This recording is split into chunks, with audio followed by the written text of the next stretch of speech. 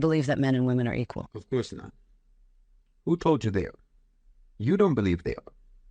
If it's something that you have to constantly ask about, constantly struggle to achieve and enforce, then it isn't a natural state, is it?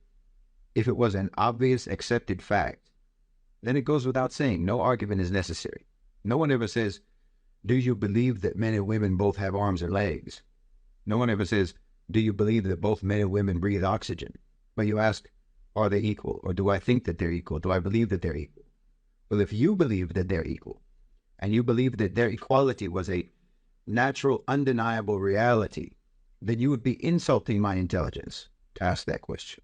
Just as you would be insulting my intelligence if you ask me, Shahid, do you believe that both men and women have arms and legs and breathe air? But you're not actually asking me if men and women are equal. You're asking if I believe that they're equal, which means that you're asking me if I believe in your concept of equality. Well, I don't.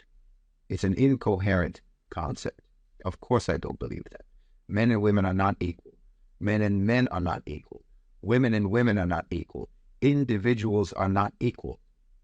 How can collections of individuals be equal with collections of other individuals? That's illogical. It doesn't make any sense. Are you equal with your boss? If so, then why is he or she your boss instead of you?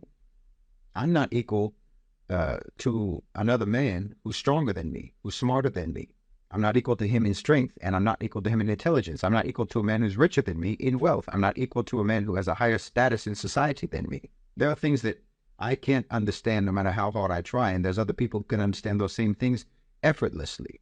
There may be things that I cannot understand, and a woman is able to understand it instantly. Or maybe there's something that I can do that a woman cannot do.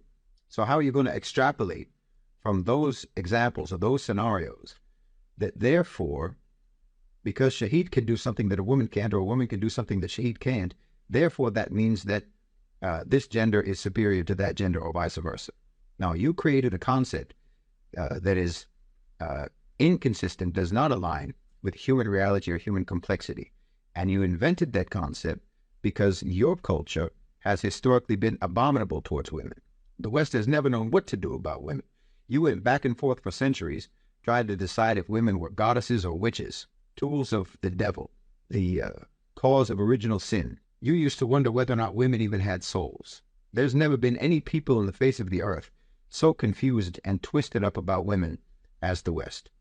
And then you came up with this so-called solution, which was to create this even more confused concept of equality. And then you'll accuse the Muslim world, and in fact, the entire non-Western world, of being misogynistic and patriarchal, which is what you are.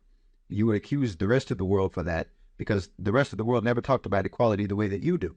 But the reason we didn't talk about equality was because we were never as confused as you are, and have always historically been, about being humans.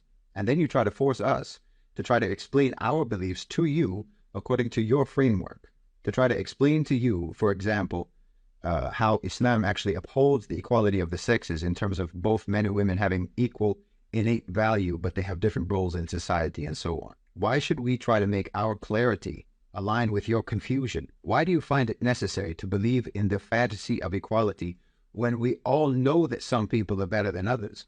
We all know that some people are smarter than others. We all know that some people are more capable than others.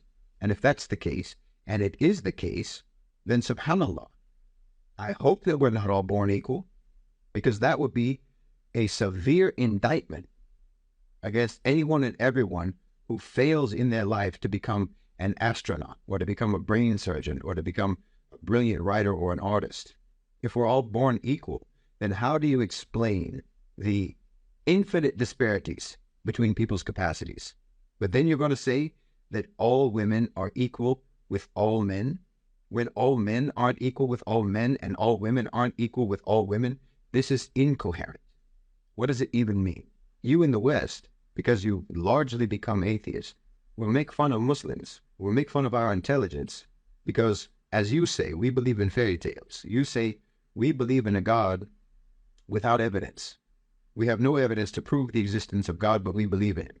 Meanwhile, you invent a concept, this concept of equality, and treat it as sacred, and you believe in it religiously, with religious devotion, and you demand that everyone believes in it, and no one can dare doubt the reality and the holy truth of the concept of equality, even though all evidence that you are exposed to on a daily basis disproves that concept.